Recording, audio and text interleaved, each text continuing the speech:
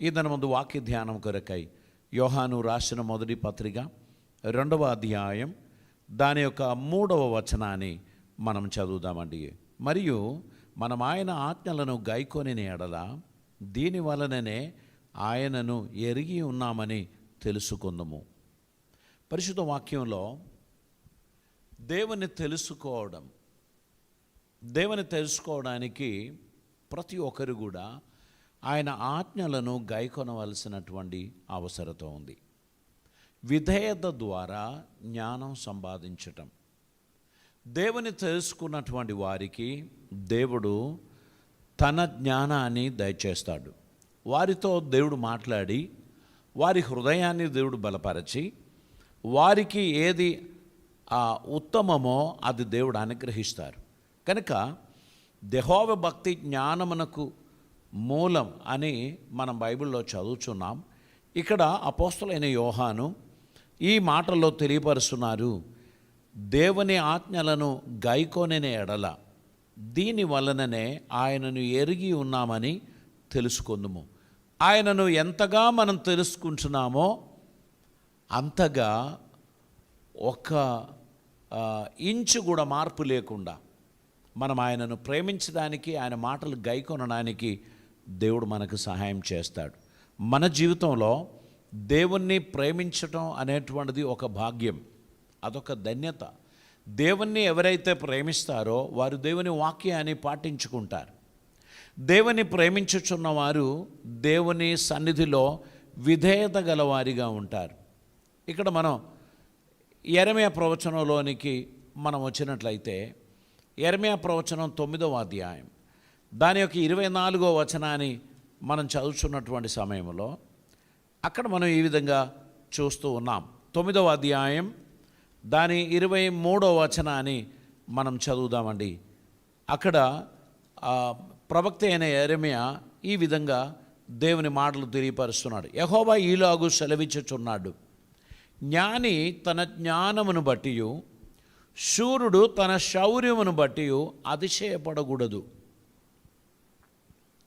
ఐశ్వర్యవంతుడు తన ఐశ్వర్యమును బట్టి అతిశయింపకూడదు. దేవుడు మనకు ఇచ్చుచున్న హెచ్చరిక చూడండి. జ్ఞాని తన జ్ఞానమును బట్టి అతిశయింపకూడదు.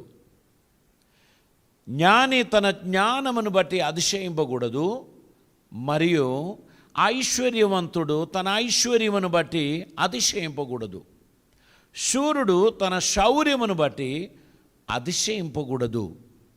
అతిశయించువాడు దేనిని బట్టి అతిశయింపవలన అనగా భూమి మీద కృప చూపుచు నీతి న్యాయములు జరిగించుచున్న యెహోవాను నేనే అని గ్రహించి నన్ను పరిశీలనగా తెలుసుకొనుటను బట్టియే అతిశయింపవలను.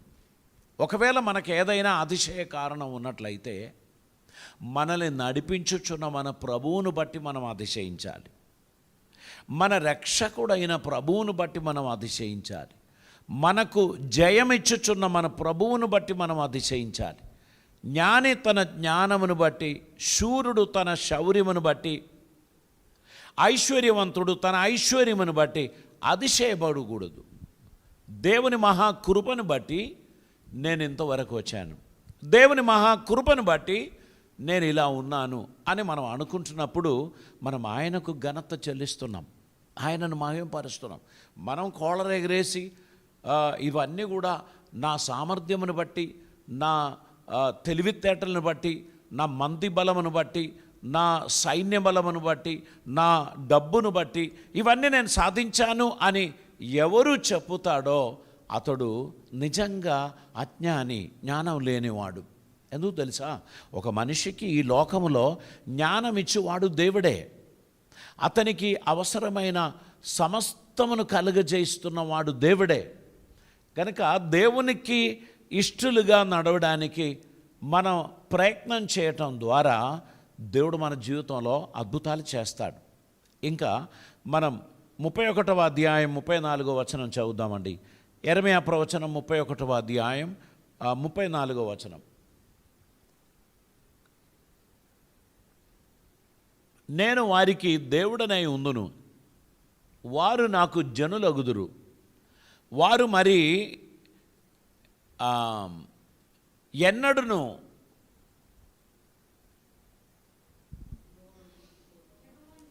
యెహోవాను గూర్చి బోధ నొందుదము అని తమ పొరుగువానికి కానీ తమ సహోదరులకు కానీ ఉపదేశము చెయ్యరు. నేను వారి దోషములను క్షమించి వారి పాపములను ఇక ఎన్నడూను జ్ఞాపకం చేసుకొనను గనుక అల్పులేమి గనులేమి అందరూ నన్ను ఎరుగుదురు. ఇదే యెహోవా వాక్కు. ఇక దేవుడు చెప్పుచున్నాడు, నేను అందరికీ ప్రత్యక్షం కాబోచున్నాను.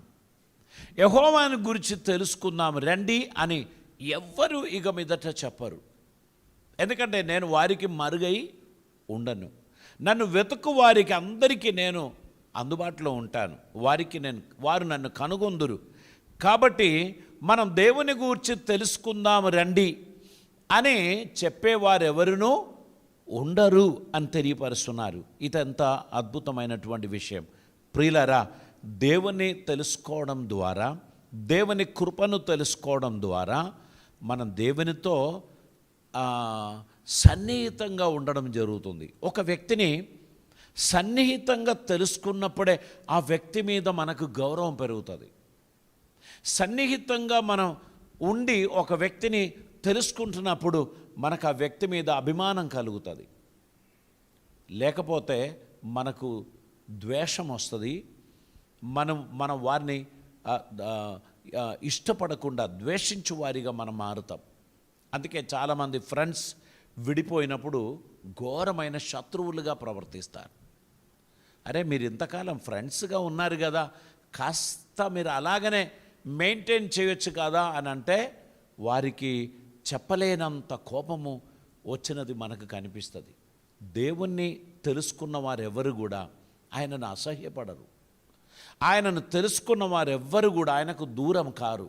ఒక్కసారి దేవుని ప్రేమను తెలుసుకున్నటువంటి వారందరూ కూడా మరి ఎక్కువగా తెలుసుకోవాలని ప్రయత్నం చేస్తారు. మనకు ఒక అక్వైంట్షిప్ మనలో కలుగుతుంది. ఒకరితోనొకరు సన్నిహితంగా ఉండేటువంటి ఒక ప్రేమ బంధం మనకు కలుగుతుంది. ఇక్కడ దేవుడు అంటున్నాడు, ఇక నన్ను గూర్చి తెలుసుకుందాము రండి అని ఒకడు తన పొరుగు వానితో చెప్పరు. ఎందుకనగా I'm going to reveal my self, I'm going to reveal my love towards human kind. నేను మానవాళి ఎడల నాకున్న ప్రేమ నేను వెల్లడిపరుస్తాను. వారికి నేను నా క్షమాపణ గుణాన్ని నేను తెలియపరుస్తాను. వారు ఊహించని మార్గంలో నేను వారిని నడిపిస్తాను. నేను వారికి తోడై ఉంటాను అని తెలియపరుస్తున్నాను. హోషేయ గ్రంథం మనం చదివినట్లయితే దాని 6వ అధ్యాయం 3వ వచనాన్ని మనం చదువుదామండి. హోషేయ గ్రంథం 6వ అధ్యాయం దాని 3వ వచనం. యెహోవాను గూర్చిన జ్ఞానం సంపాదించుకొందుము రండి, యెహోవాను గూర్చిన జ్ఞానం సంపాదించుకొనుటకు ఆయనను అనుసరించదుము రండి. ఉదయము తప్పక వచ్చు రీతిని ఆయన ఉదయించును, వర్షము వలె ఆయన మన యొద్దకు వచ్చును. భూమిని తడుపునట్టి తొలకరి వర్షము కడవరి వర్షము వలె ఆయన మన యొద్దకు వచ్చును. ఇప్పుడు మనం మన స్నేహితులకు ఈ మాట చెప్పాలి. ఒక సమయం వస్తుంది, అప్పుడు ఎవరికి చెప్పాల్సిన పని లేదు. ఎందుకంటే God himself will reveal his love towards man kind. దేవుడు మనుష్య జాతికి తన ప్రేమను రివీల్ చేసిన తర్వాత ఇంకా ఆయనను పరిచయం చేయండి అని ఎవరు చెప్పాల్సిన పని లేదు. మనం ఎవరిని పరిచయం చేద్దాం? పరిచయం లేని వారికి కొందరిని మనం పరిచయం చేస్తాం. పరిచయం ఉన్న మంచి ఫ్రెండ్స్కు ఈయన ఫలాని వ్యక్తి అని మనం చెప్పాల్సిన అవసరం ఉందా? నాకు బాగా తెలుసండి అని అంటారు. కాబట్టి దేవుణ్ణి గూర్చి ఇప్పుడు తెలియని వారికి మనం తెలియపరచవలసిన సమయం ఇది. ఇండివిజువల్గా ప్రతి ఒక్కరూ చేయవలసినటువంటిదే. మీరు పొందిన ఆ ఆనందం, మీరు పొందిన ఆ సమాధానం, మీరు పొందిన ఆ శాంతి, మీరు పొందిన ఆ స్వస్థత, అది మీరు మీ ఫ్రెండ్స్కు తెలియపరచవలసినటువంటి అవసరత ఉంది. చూడండి, బైబిల్లో 34వ కీర్తన దాని 8వ వచనంలో ఒక మాట ఉంది, యెహోవా ఉత్తముడని రుచి చూచి తెలుసుకొనుడి. దేవుడు ఉత్తముడని రుచి చూసుకున్న వారు మాత్రమే చెప్పగలరు. దేవుని వ్యక్తిగతంగా తెలియని వారికి ఆయన ఉత్తముడా కాడా అనేది వారికి తెలియదు. వారు ఆయనను గురించి ఏం చెప్పలేరు, కానీ అనుభవించిన వారు చెప్పగలుగుతారు. దేవుడు అంటే ఈ విధంగా సహాయం చేస్తాడు, దేవుడు అంటే ఈ విధంగా మనకు ప్రత్యక్షమవుతాడు, మన సమస్యలలో ఈ విధంగా మనకు విడుదలిస్తారు అనేటువంటిది అనుభవించిన వారు మాత్రమే చెప్పగలరు. దేవుడు మన జీవితంలో తన ఆలోచన నెరవేర్చడానికి, దేవునికి ఇష్టలుగా మనం ఉండడానికి దేవుడు మనకు అందరికీ ఒక ఆపర్చునిటీ ఇస్తున్నారు. ఈ ఆపర్చునిటీ పొందిన వారందరూ కూడా దైవ చిత్తానుసారంగా నడవాల్సినటువంటి అవసరత ఉంది. దేవునికి స్తోత్రం. ఇక్కడ మన యోహాను సువార్తలోనికి వచ్చినట్లయితే 7వ అధ్యాయం 16-17 వచనాలు మనం చదువుదాం. అందుకు యేసు, నేను చెయ్యి బోధ నాది కాదు, నన్ను పంపిన వానిదే. ఎవడైనను ఆయన చిత్తము చొప్పున చెయ్యి నిశ్చయించుకొనిన ఎడల ఆ బోధ దేవుని వలన కలిగినదో లేక నా అంతట నేనే బోధించుచున్నానో వాడు తెలుసుకొనును. తనంతట తానే బోధించువాడు స్వకీయ మహిమను వెతుకును గాని తన్ను పంపిన వాని మహిమను వెతుకువాడు సత్యవంతుడు. దేవునికి స్తోత్రం. ఇక్కడ చూడండి, దేవుని చిత్తం తెలుసుకున్న తర్వాత, దేవుని ఆలోచనలు గ్రహించిన తర్వాత వారు దేవునికి విధేయులై ఖచ్చితంగా ఉంటారు. అది మాత్రమే కాదు, దేవుడు ఎంత ప్రేమమయుడో వారు తెలుసుకొని ఆయనను గూర్చి సాక్ష్యం ఇవ్వగలరు. దేవునికి స్తోత్రం. తనంతట బోధించువాడు స్వకీయ మహిమను వెతుకుచున్నాడు కానీ తన్ను పంపిన వాని మహిమను వెతుకువాడు సత్యవంతుడు, ఆయన యందు ఏ దుర్నీతియు లేదు. మోషే నీకు ధర్మశాస్త్రమును ఇవ్వలేదా? ఆయనను మీలో ఎవడును ఆ ధర్మశాస్త్రమును గాయకొనడు. మీరెందుకు నన్ను చంపచూచుచున్నారు అని యేసు అలనాటి ప్రముఖులతో అడగడం జరిగింది. ఇక్కడ దేవుని తెలుసుకున్న కొలది మనలో విధేయత వస్తుంది, మనలో సమర్పణ వస్తుంది, మనలో దేవుని మీద ప్రేమ అనురాగం వస్తుంది. దేవునికి లోబడిన వారిగా జీవించడానికి మనకు అది సహాయపడును. యోహాను సువార్త 8వ అధ్యాయం 31వ వచనం 31వ వచనం మనం చదువుతున్నప్పుడు, కాబట్టి యేసు తనను నమ్మిన యూదులతో, మీరు నా వాక్యమందు నిలిచిన వారైతే నిజముగా నాకు శిష్యులై ఉండి సత్యమును గ్రహించెదరు. సత్యమును గ్రహించిన వారు సత్యమునకు సాక్షులవుతారు. జ్ఞానం సంపాదించిన వారు జ్ఞానవంతులు అవుతారు. పుట్టినప్పుడే ఎవరు జ్ఞానవంతులుగా పుట్టలే, అందరూ శిశువులుగా పుట్టారు.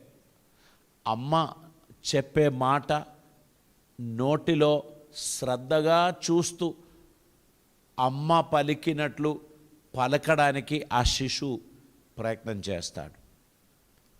6 months 7 months to 1 year పిల్లలు ఏదో కొన్ని మాటలు పలకడానికి ప్రయత్నం చేస్తారు. వారెవరు కూడా పుట్టినప్పుడే సరళమైన భాష మాట్లాడుకుంటూ ఈ లోకానికి ఎవరు రాలే. వారు తెలంగాణలో పుడితే తెలుగు మాట్లాడతారు, వారు తమిళనాడులో పుడితే తమిళ్ మాట్లాడతారు, వారు కేరళలో పుడితే మలయాళం మాట్లాడతారు, వారు బాంబేలో పుడితే మరాఠీ మాట్లాడతారు. దానికి ఏమీ తేడా లేదు. వారు ఎక్కడ వాళ్ళు, ఏ ఊరోళ్ళు, ఇవన్నీ సంబంధం లేదు. పుట్టిన శిశువు ఏ వాతావరణంలో పెరుగుతున్నాడో, ఏ భాష మాట్లాడే వారి మధ్యలో పెరుగుతున్నాడో ఖచ్చితంగా అతడు ఆ భాషే మాట్లాడతాడు. నో నువ్వు తెలుగోడు, నువ్వు మరాఠీ మాట్లాడడానికి వీల్లేదు అంటే నువ్వు బాంబేలో ఉండడానికి కూడా వీల్లేదు. అర్థమైందా? నువ్వు తెలంగాణలో ఉండాలి, లేదా నువ్వు విశాఖపట్నంలో ఉండాలి. నువ్వు తెలుగు మాత్రమే మాట్లాడుతావు. ఎందుకని? ఆ ఇరుగు పొరుగు వారు మాట్లాడే భాష ఈ బిడ్డ నేర్చుకుంటుంది. మన ఆత్మీయ జీవితం కూడా ఆత్మీయులతో మీరు తిరిగిన ఎడల మీరు ఆత్మీయులవుతారు. మీరు మోసగాలతో తిరిగిన ఎడల మీరు మోసగాలవుతారు. మీరు పాపాత్ములతో తిరిగినట్లయితే మీరు పాపాత్ములవుతారు. దానికి తేడా లేదు. మీ ఫ్రెండ్షిప్ను బట్టి మీ స్పిరిచువల్ స్టాండర్డ్ మనం ఊహించగలం. మీ స్నేహితులు ఎవరు, మీరు ఎక్కువసేపు ఎవరితో తిరుగుతున్నారు, దాన్ని బట్టి మీ క్యారెక్టర్ వారిలోనికైనా రావాలి, వారి క్యారెక్టర్ మీలోనికైనా రావాలి. ఇది తప్పదు. కాబట్టి ఫ్రెండ్స్ను సరిగా చూస్ చేసుకోవాలి.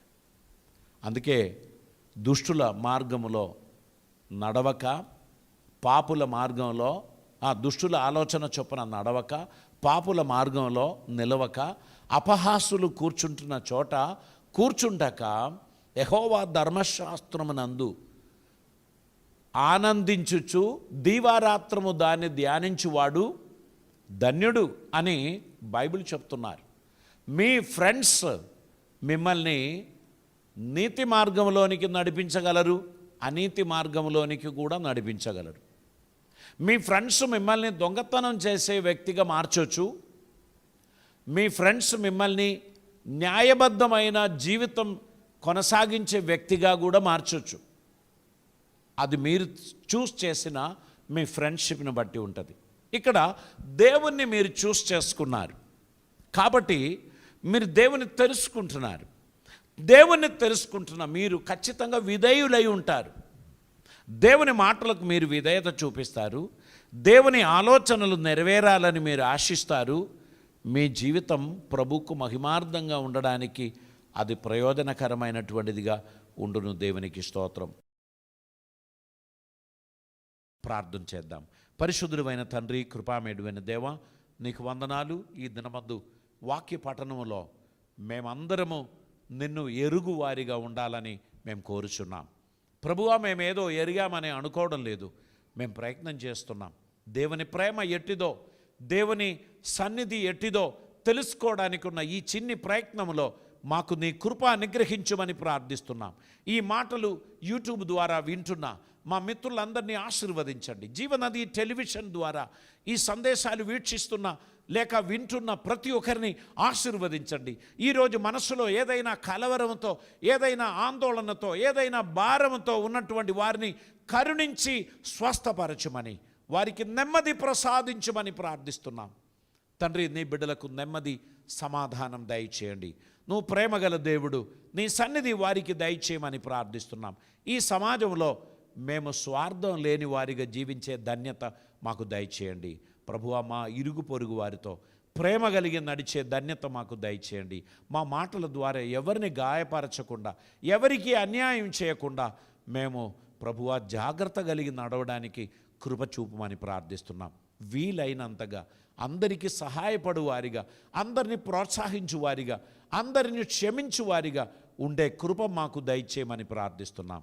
నీ కృప ద్వారా ఈ కుటుంబాలంతటినీ ఆశీర్వదించమని, నీ వాక్యాన్ని ఆన్లైన్లో వీక్షిస్తున్న ప్రతి ఒక్కరికి క్షేమం అనుగ్రహించమని, వారి సమస్యలను తీసివేయమని ప్రార్థిస్తున్నాం.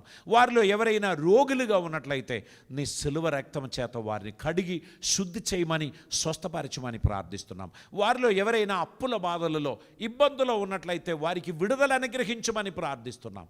తండ్రి, ఫ్రెండ్స్ను పోగొట్టుకొని ఒంటరిగా ఉన్నటువంటి వారిని మీరు ఆశీర్వదించి వారి ఫ్రెండ్షిప్ తిరిగి స్థాపించడానికి సహాయం చేయమని ప్రార్థిస్తున్నాం. తండ్రి, ప్రతి ఒక్కరికి మీ కృప అనుగ్రహించమని యేసు నామమున అడుగుచూ ఉన్నాం పరమ తండ్రి. ఆమేన్.